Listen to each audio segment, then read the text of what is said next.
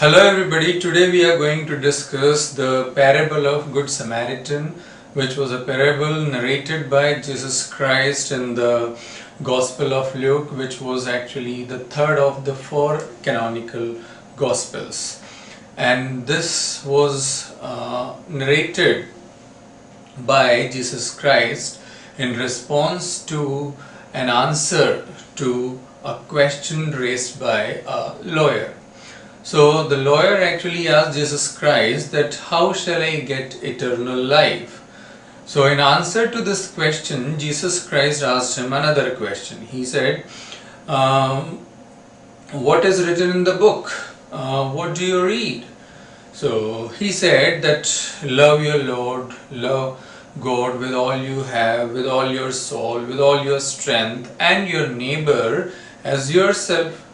So then, okay, that was the answer to his question. Then he said that who is my neighbor? To clarify that, he again asked, who is my neighbor? So in response to this question, Jesus Christ narrated him this story.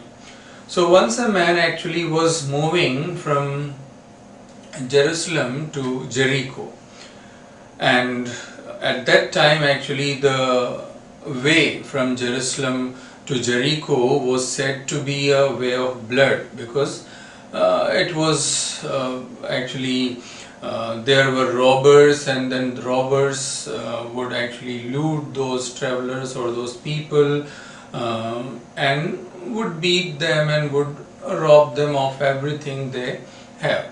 So what happened actually, this man was also caught by the robbers. He was beaten, he was stripped and left half dead. Now two men passed him by. One was a priest, and when he saw this man, he just moved to the other side of the road and passed him by.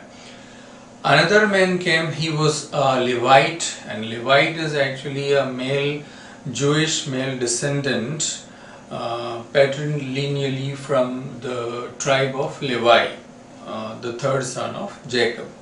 So what the priest and the another, this Levite, both of them passed him by, they did nothing. The man was lying there half dead. Now there is one explanation to this, that why they didn't help this man.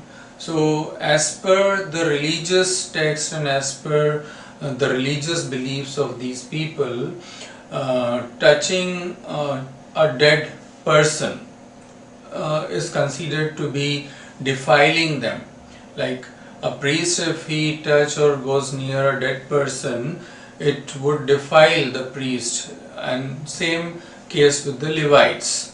So that's why they didn't go near that person, as they thought that he might be dead. So that is one explanation to this. Now after these two, what happened? Samaritan who belongs to Samaria, people who are now the inhabitants of Israel. Okay. So he passed that person, but unlike the other two, he stopped there. He just took care of his wounds. He bound and tried to first aid those wounds, and then he put him on his horse or whatever animal he had, and then took him to an inn, and there he took care of him, and like as I said, did first aid, nursed him. And when he left that inn, he told the host there, you keep this money and you give this over to this man.